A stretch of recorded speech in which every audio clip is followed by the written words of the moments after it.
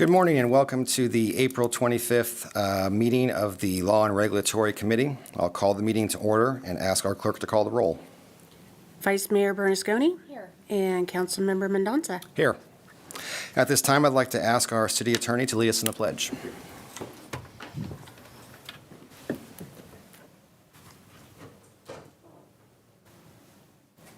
I pledge allegiance to the flag of the United States of America and to the republic for which it stands, one nation, under God, indivisible, with liberty and justice for all. Thank you, Michelle. At this time, I'll open it up to public comments. Again, this is a public comment for anything that is not listed on today's agenda. Seeing none, I will close public comment. We'll move on to item 5 of today's agenda, which is the minutes from the prior meetings. Today we have two meetings, January 25th, 24, and February 22nd, 2024. Vice Mayor Bernasconi, any amendments? Changes. Okay, I don't have any either. So we have consensus to approve those minutes. Thank you. Thank you. Okay, at this time we'll move on to item 6 in today's meeting, reports and committee comments from staff, and I will turn it over to Mark Walensky at this time. Thank you. Good morning, Chairman Donza and Vice Mayor Bernasconi. Once again, I'm Mark Walensky, Government Relations Administrator. And the following report includes an overview of an assortment of legislation with areas of particular focus on public safety, building, transportation, homelessness, the city clerk, and at the federal level, the appropriations process and the state budget. Joining me for the presentation is Rob Becerra, Program Manager. And at this point, I'll turn the presentation over to Rob to discuss public safety and building legislation. Thank you, Mark. Four pieces that I will cover today is the first is a little update on something that could potentially have impacts to our public safety and our community in general, which is Proposition 1. Proposition 1 passed in the most recent election by a very thin margin, 50.2% in favor. It authorizes $6.38 billion in bonds to improve mental health and substance use treatment. This is supporting facilities and also providing housing for homeless individuals, including veterans. The funding expands on the existing Mental Health Services Act, and the key piece that public safety is interested in this is it opens up the ability for people suffering from substance use disorders and treatment mechanisms for them. That was initially carved out of the initial Mental Health Services Act. So this is potentially significant impacts downrange for communities across California, but tracking to see the exact impacts that this Proposition 1 passage has on our communities, potentially future funding downrange. The other piece of legislation to talk about, AB 2022, has to do with mobile home parks emergency preparedness. Our fire department, who manages our emergency preparedness program, called special interest for this as we have 2 mobile home park communities within Roseville, Diamond K, and Country Villa. This piece of legislation puts new mandates on the ownership of the mobile home park communities to have emergency preparedness plans, but also to have someone designated on site to be responsible for emergency preparedness in the event of a large-scale disaster in the community or potentially in the larger community, but someone specifically responsible for ingress, egress, turning off large gas lines, electricity, so on and so forth. So potentially could add a new layer of safety and security for our residents who live in mobile home communities here in our city. Moving on to specific about police legislation, AB 2943, related to shoplifting. the police department, in alignment with the council priorities, supports this piece of legislation, and it's a number of a number of bills currently out there in regards to making amendments and adjustments to Proposition 47. This bill clarifies that existing theft laws, particularly defining conditions under which theft across multiple victims, multiple counties, multiple jurisdictions can be coupled together and considered grand theft. We are in support of this bill. Encouragement is happening at the state level by our trade organization, California Police Chiefs Association, and this is flagged for our state lobbying team to continue to encourage the passage of this just to help with the large-scale retail theft issues that we've had. Last piece of legislation I'll talk about is SB 552. This is coming from our building division. It has to do with swimming pool safety. So this bill would strengthen safety regulations around new and renovated swimming pools, spas, mandating at least 2 of the 7 specified drowning prevention safety features. The 2 of 7 safety features currently exist. What this bill does is adds a layer of inspection from our building division on those safety features. So our building department is tracking this because there's the potential that it would increase workload as people renovate swimming pools or put new swimming pools in.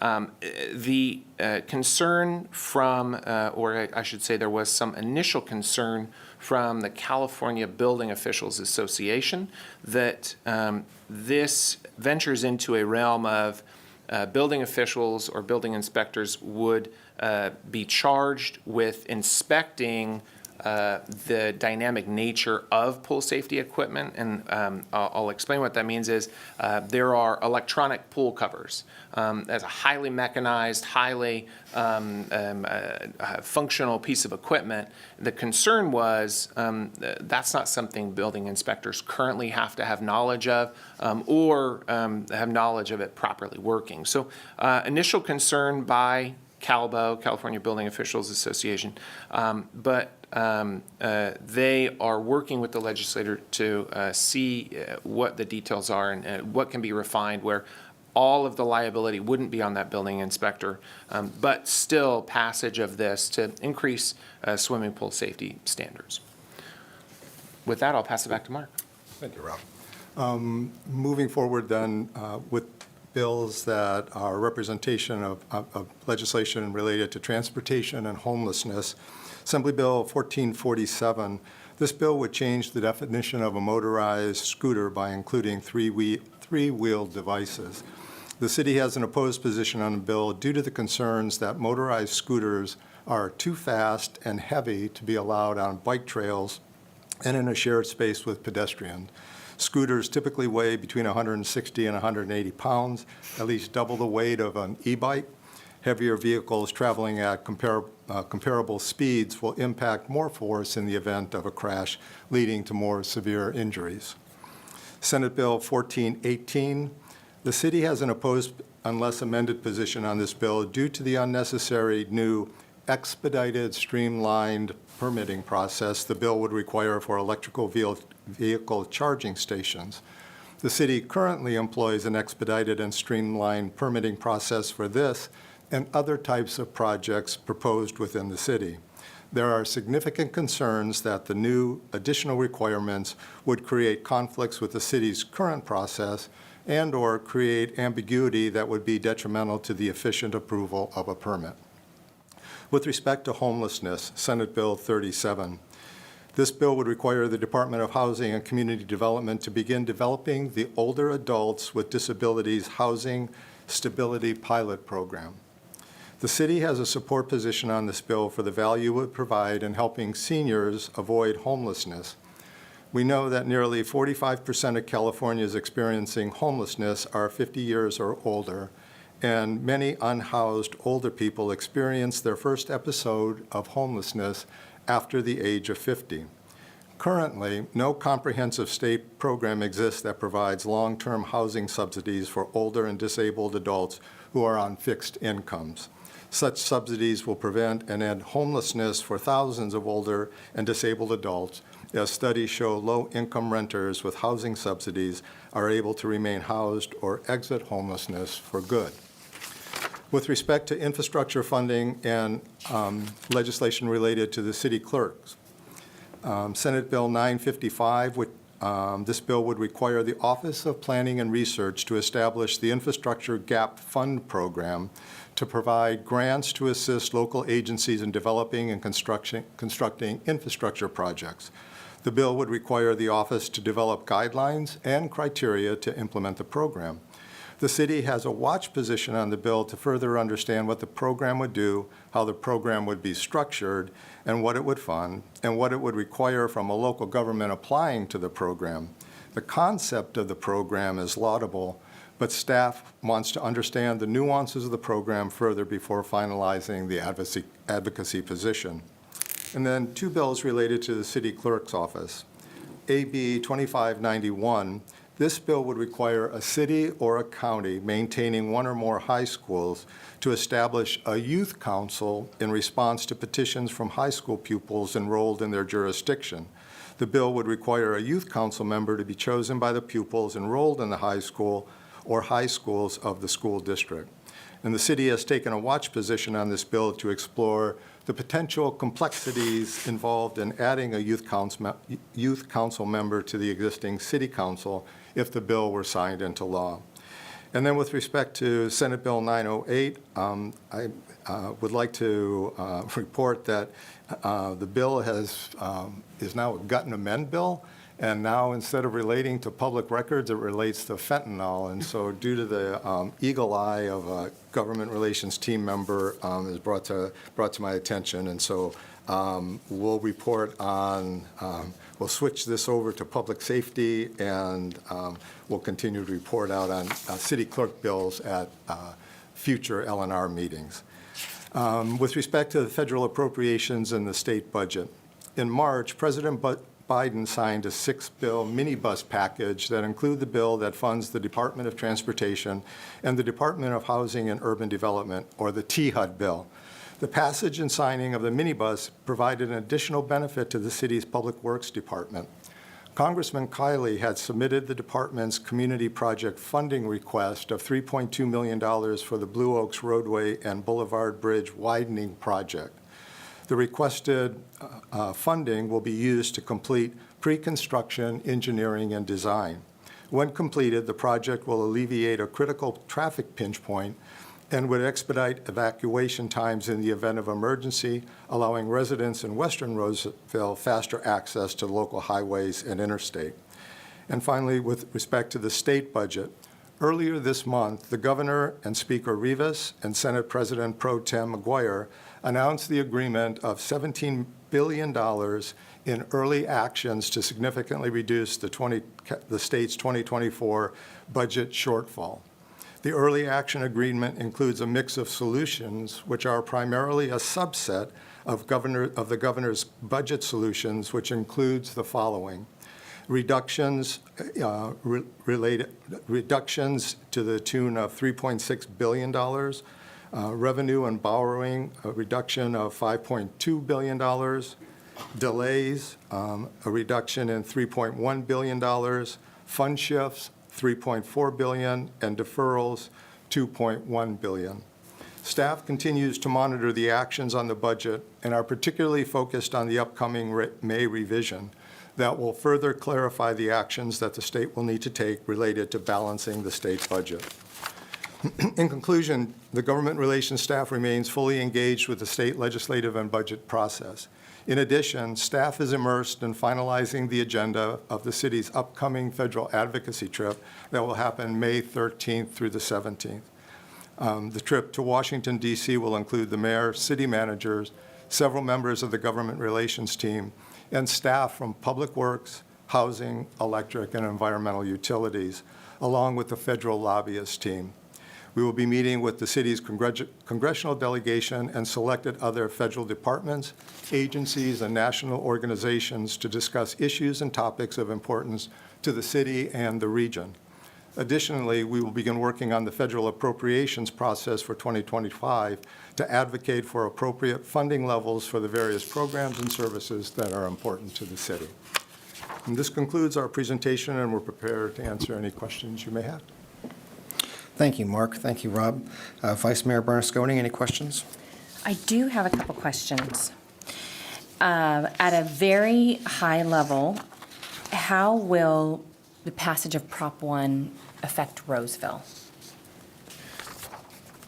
Prop 1 shifts how money related to the Mental Health Services Act gets funneled down to the state. So conceivably, more money should be coming to the county in support of specific programs around housing veterans, and substance abuse.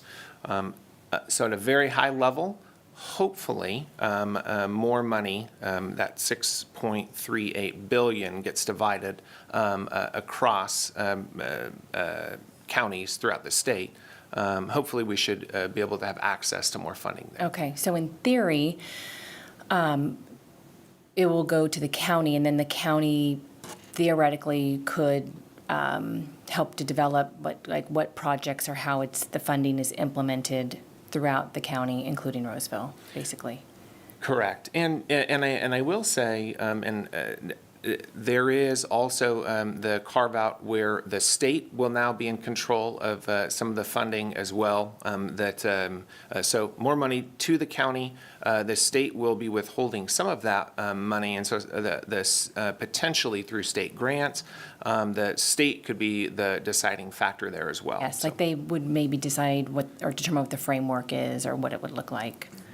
And we also know, because we've been talking with the county's Health and Human Services Department, and they're still trying to understand some of the nuances of this and where some of that shift is happening, and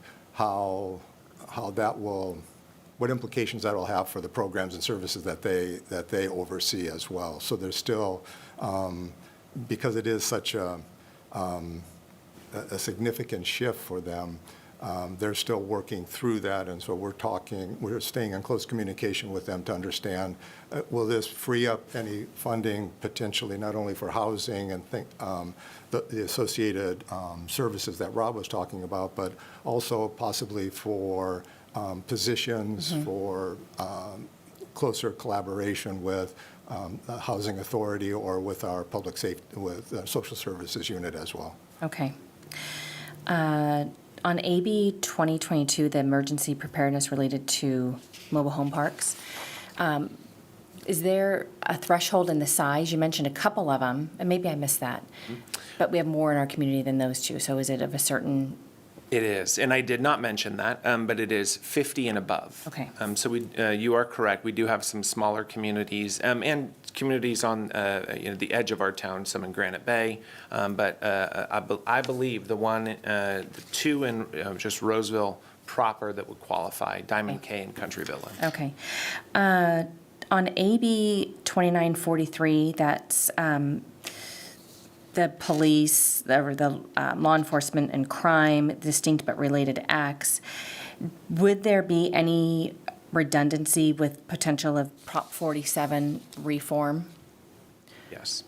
And there's two approaches right now. One is the legislature's trying through bills to adjust Prop 47. In the building, there's a mixed level of confidence on whether or not the legislature will be able to pass anything, specifically this bill. But I believe there's also something planned for the ballot, which has stronger support and potentially would be shifted by the voters. So it's a little ambiguous at this point. We still have hopes that something like this would pass, but the kind of two parallel tracks right now trying to fix the issues with Prop 47. And while they do the signature counting for the reform of Prop 47, I'm sure your team's staying up to date and will give us updates, and as soon as it has a name, I would imagine. Yep, we absolutely can bring that next time. Let's see. Two more questions. Related to AB 1447, the motorized scooters, and we have an opposed position. What about that are we opposing? Are we opposing, does it have to do with our trails? I mean, it sounds like they are just trying to put in the three-wheel in there, the three-wheel scooters, but still those, is that, I understand the 1447, but I'm just not sure about like the opposed position. We're concerned that the heavier vehicle that goes at higher speeds and putting it in the confined space of the trails Okay. has the potential to have, crashes or Got it. incidents that would be more, have greater injuries than two bikes colliding, for instance. So if the three-wheel motorized scooters are, if this passes and they're included in that definition, then that means they would have to be allowed on our trails? As it's currently written, that's Okay. correct. Where are we on e-bikes that are not included in this? So e-bikes are allowed on our trails, but the motorized scooters, which I feel like some of them, they're very similar, those are not allowed on our trails right now. Because the definition, correct, and because the definition of a motorized scooter is something that is beyond what an e-bike is. And so it has greater weight capacity and it has greater speed capacity than an e-bike. And that's where the primary concern is, because in the definition, it also defines that a motorized scooter can be 3 feet wide. So when you put a 3-foot wide, heavier vehicle Yes. on a bike trail that has a limited width of 5 or 6 feet, now you start to create a different dynamic that's happening on the trail with a greater potential for injury based on the weights and the speeds. Got it. But those e-bikes really get going too on our Yeah, trails. 100%. Yeah, Right. okay. And then my last question is AB 2591, a watch position on maintaining one or more high school to have a youth commission or committee. The word in there, if a city or county maintains a high school, like what's the difference of a maintain? I mean, the city does not maintain a school. I mean, certainly they are within our boundaries. Are we talking the same thing? I don't have that, I don't have a clear definition of what the author was intending maintaining to mean, and in the bill, it doesn't call that out specifically. I can absolutely research that and get Okay. back to you with that. Yeah, maybe they just mean like within city or county boundaries, but I don't think our city maintains any schools. Okay, those are all my questions. Okay, thank you. Thank you, Vice Mayor. I had one follow-up question on AB 2022, the Mobile Home Emergency Preparedness Bill. So would the enforcement, confirmation, all that of this fall to our city inspectors? Would that be an OES type of an event? Excellent question. I would say unknown at this point on what, if any, enforcement would happen. I don't believe the bill specifically carves it out on what if a community does not comply with having someone trained. But we can look into that to see if that's a nuance of the legislation. Yeah, I'm just curious because the way it sounded from the description, it sounds like that would be something that would be filed with another agency that, yes, we have it and here's the point of contact, similar to what certain care facilities and things would do that are state-run. So I was just wondering if it would fall into that same. To your point, and I think it's an excellent point, as the bill reads, it does not appear that the local jurisdiction would be the responsible party to ensure that someone is in compliance. And I think I do now understand what you're getting at. So there's not a concern there for additional workload on our emergency preparedness staff or our fire and life safety staff, but we can definitely look into that, report back. Just curious. Thank you. Okay, at this time, I'll open it to public comment. Seeing none, I will close public comment and bring it back up here. All right, gentlemen, thank you very much. We will move on to item 6.2 and get an update from our electric department legislation. Hello, Amber. Good morning, Chairman Donza, Vice Mayor Bernasconi. Before I jump into my legislative and regulatory overview, I just wanted to give a quick update on something that we've been working on that we got news on earlier in the week. We're happy to report that our grant application as part of the California Energy Commission's DEBA program was approved. We ranked highest among the POU applicants, and we were recommended for the $1.5 million that we were seeking to make efficiency upgrades out at the Department of Water Resources units that are out at the Roseville Energy Park site. As you will recall, getting approved into the DEBA program was one of the triggers that puts us on a path to ownership of those units in the future. And our proposal will still need to be approved officially at a California Energy Commission business meeting, but we are very happy with the outcome of our application and the recommendation to move forward. So just wanted to update the committee on that. I know it's been before you, and you guys have been briefed on it in previous L&R committee meetings and then also as part of our ledge platform. So we're very happy with the outcome and the notice that we received earlier in the week. Congratulations. Yes. Moving on to our legislative and regulatory overview, a couple of the items that we're going to talk about today regards broadband projects and the approval process, green hydrogen, the California Decarbonization Authority, some energy storage systems, a trailer bill on the CEC's energy resource surcharge cap, and then some movement at the Department of Energy regarding distribution transformer efficiency standards. So the first bill, AB 2221, Carrillo, we oppose. This bill would establish several shot clocks for local publicly owned utilities to approve and energize a broadband project. Specifically, the bill creates a 45-day shot clock for POUs to approve or deny a completed application from a broadband provider, or the application will be deemed approved, and a 10-day shot clock for the POU to determine if the application is incomplete or not. This bill also requires shot clocks for cost estimates and energization of the broadband project. So the City of Roseville is working with our trade associations to oppose this bill. We are concerned that this bill creates an additional level of regulation that is not needed.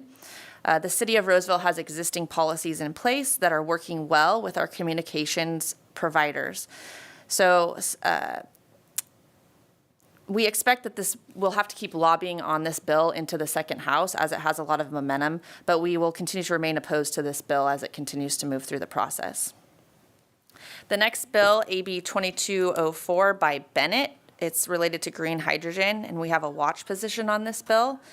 This bill would require all hydrogen produced or used in California to be green hydrogen, and green hydrogen may create significant restrictions for hydrogen uptake in California by requiring new and incremental renewable resources to be used in the production and use of the hydrogen, geographic deliverability, and time matching requirements in how hydrogen can be produced and used. And this could really eliminate the beneficial uses of the overgeneration of renewables from existing renewables that we see in the system now. And why this is important to us is hydrogen could be used in natural gas facilities in the future. So limiting the definitions of how it can be used and produced may overly restrict that. And then we also, our trade association, the Northern California Power Agency, is also looking to upgrade their Lodi energy facility with hydrogen use. So this is significantly restricting that project as well. The next bill, AB 2329, is Maritsuchi bill on the California Affordable Decarbonization Authority. We have a watch on this bill. This bill would require the California PUC and the California Energy Commission to establish the California Affordable Decarbonization Authority. The authority would be governed by an independent board of directors appointed by the governor, the speaker, and the Senate Committee on Rules. And the bill would establish the Climate Equity Trust Fund as a fund that would require, and the monies in the fund would be expended for the benefit of electricity customers. We're generally supportive of this legislation as the bill intends to create the Climate Equity Trust Fund to help support the costs of decarbonization, clean energy, and wildfire mitigation activities with funding sources outside of electricity rates. We're looking into gathering more information and looking into the funding sources of the fund before officially moving to a support position.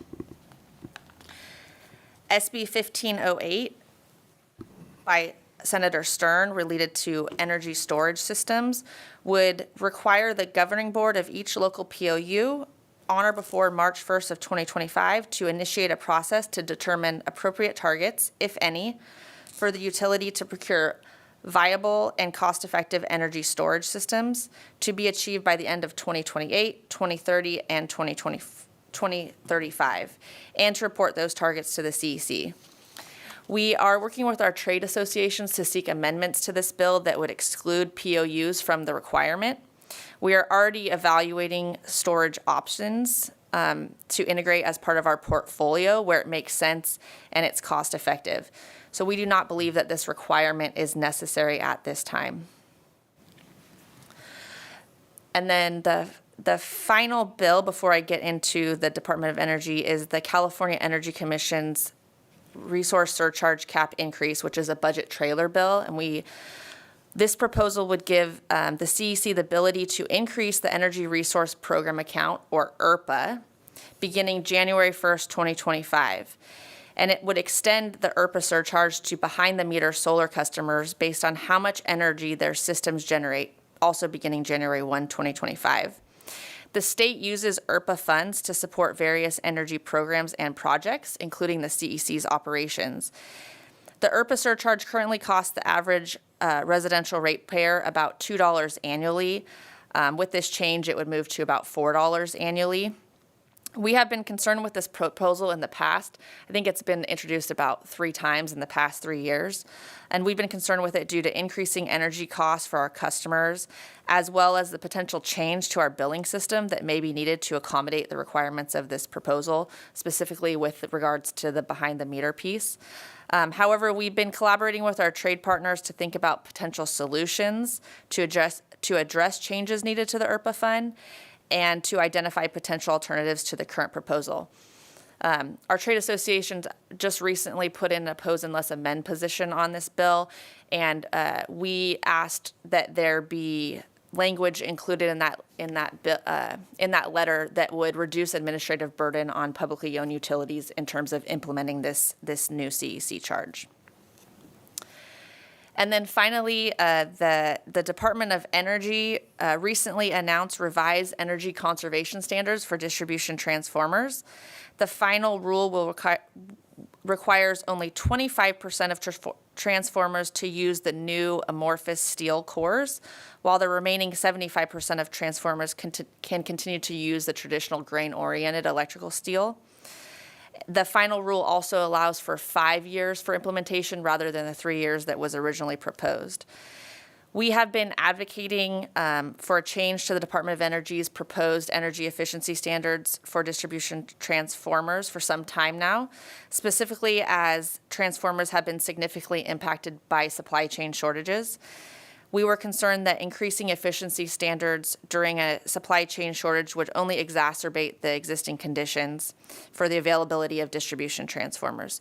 So we see this final rule as a significant improvement from where the DOE's prior proposal was at. And with that, I'm happy to answer any questions. Wonderful. Thank you, Amber. Vice Mayor Bernasconi, any questions? I'm sorry to disappoint you, but I don't have any questions. Great job. Yeah. Thank you for the updates. I tried to create a question, but actually I understood everything this time, first time around. So thank you. Good presentation. Thank you.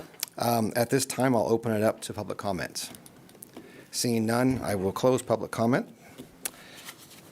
And we will move on to item 6.3 of today's agenda, our environmental utilities update. Hello, Noel. Good morning, Chairman Donza and Vice Mayor Bernasconi. This morning, I will cover legislation that is potential to provide some additional protections against Proposition 218 lawsuits and 2 bills seeking to provide guidance to the State Water Board on conservation regulation. I will also cover recent regulatory activities at the state and federal levels. Before I jump into the presentation, a quick update on the number of bills we're tracking for the Environmental Utilities Department and some early wins. We're currently tracking about 273 bills, and working through our associations, we have been able to move to a neutral on 3 bills affecting our ability to collect capacity and connection charges. Well, that's great news. 3 additional bills have been introduced to do the same thing. And Roseville staff is one of a handful of select utilities that has been engaged with the author and sponsors of a yet-to-be-introduced bill that would create a local low-income rate assistance program for water and wastewater customers. I feel like I keep saying this every year. It has been extremely busy so far, but by far this year, the first quarter of this year has surpassed all the past years. It's been a crazy year. With that, I will kick it off with our presentation with AB 2257 by Assemblymember Wilson. This measure is sponsored by the Association of California Water Agencies and would create an exhaustion of administrative remedies procedures for the Proposition 218 protest process.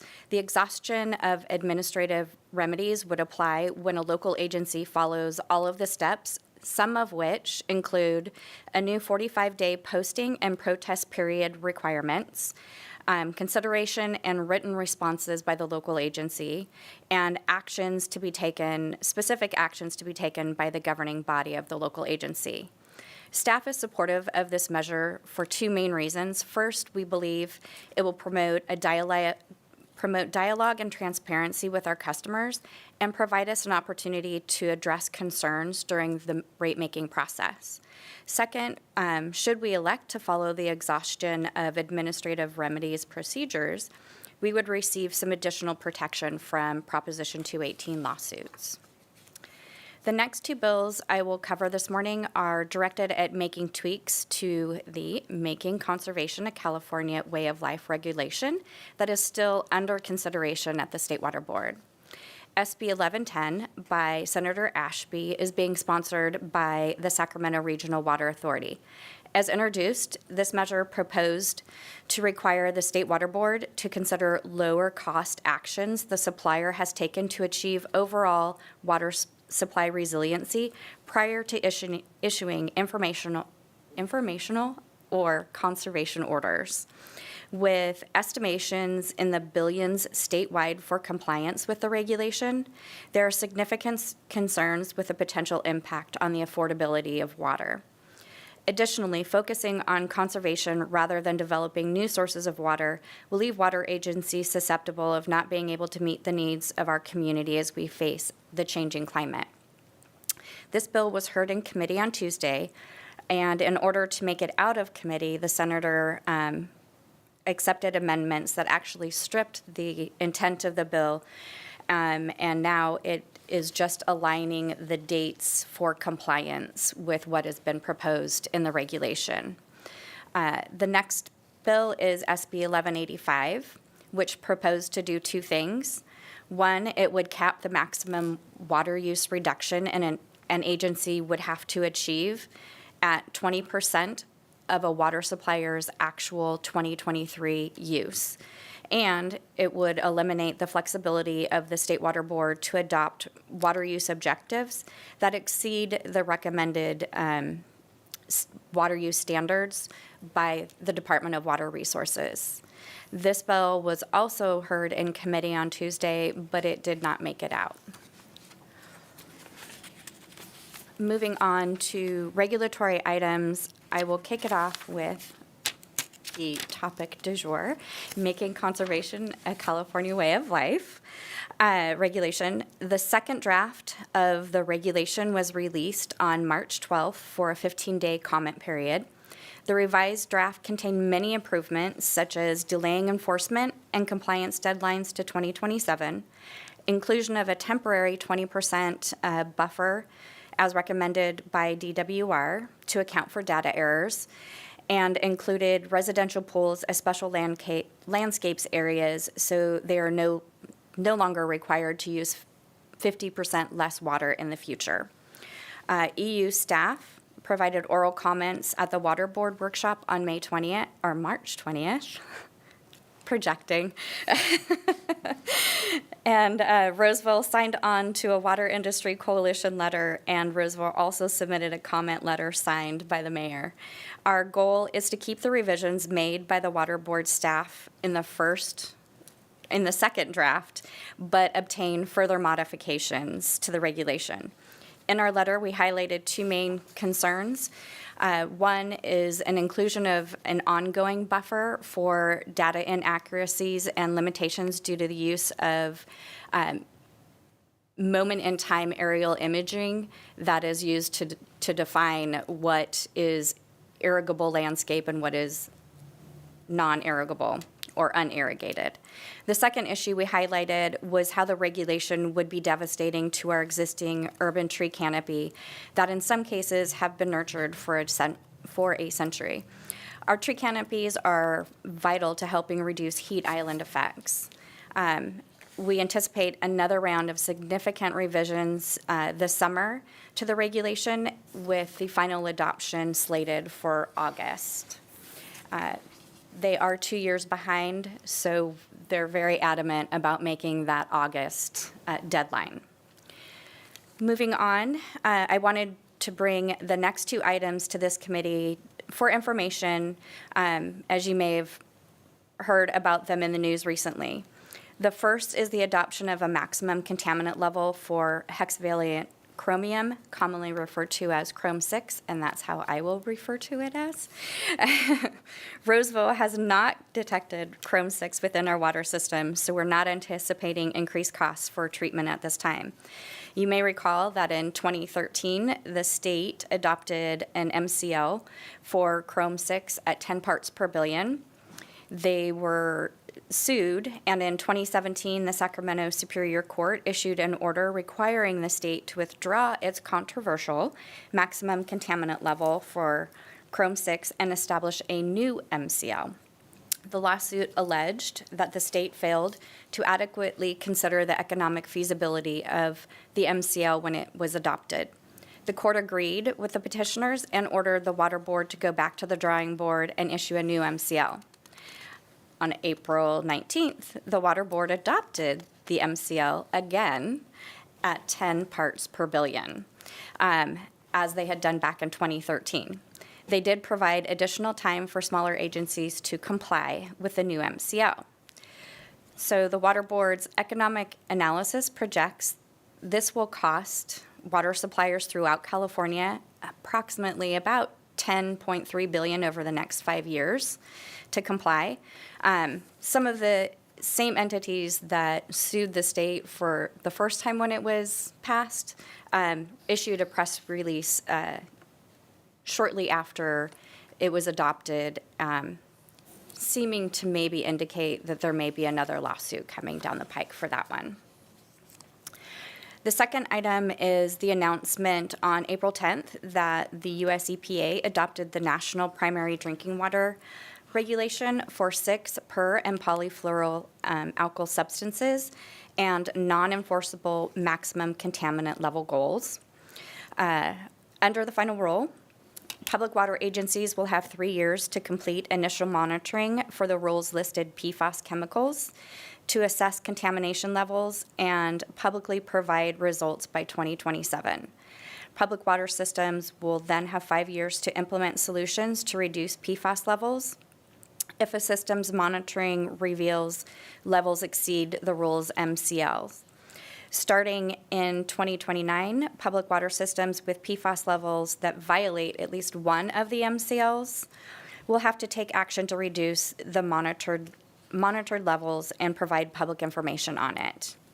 Currently, Roseville is monitoring our drinking water for 29 PFAS derivatives through the 5th Unregulated Contaminant Monitoring Rule, commonly referred to as UCMR 5. At specified time intervals, Roseville is testing our groundwater wells as well as our surface water supplies. And I'm happy to share that Roseville has not had any detection of PFAS within our system thus far. The state is also moving to adopt public health goals for PFAS, and the State Water Board will be working on a state MCL, which can be more stringent than the federal level, which is what we typically see in California. And that concludes my presentation, and I'm happy to answer any questions that you may have. Thank you, Noel. Vice Mayor Bernasconi, any questions?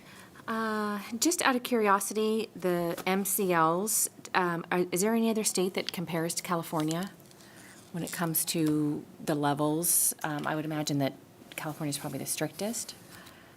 So specifically, I do not know on the chromium, I do not know if any other state, what their levels have been set at.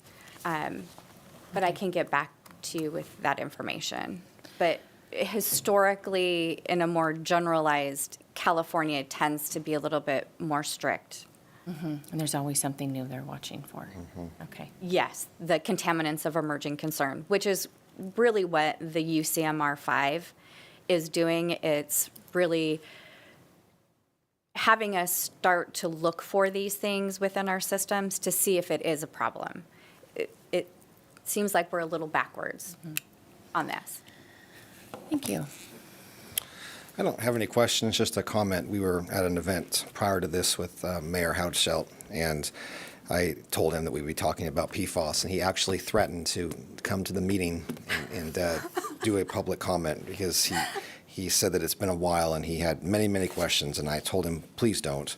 So I think I spared you at least another hour and the public an hour onto this meeting. So, but thank you very much for your update. Thank you. At this time, we'll open it up to public comment. Seeing none, we will close public comment, and I will kick it over. Mark, closing comments? Final comment is the next L&R committee meeting is on Thursday, May 23rd at 9 a.m. Then we'll have one in June and not one in July. Is that Correct. what the schedule so far? We'll have May, June meetings, no meeting in July and August. Then we'll have a meeting in September, no meeting in October, and then we'll have a November meeting, and we'll need to confer with the committee on a new date in November, because otherwise that date will fall on Thanksgiving. And I know that we have other matters to attend to, right? Yeah. And then a meeting in December, which will be the legislative platform workshop. Great, thank you. Welcome. Thank you very much. Okay, we will stand adjourned until May 23rd at 9 a.m. Thank you very much.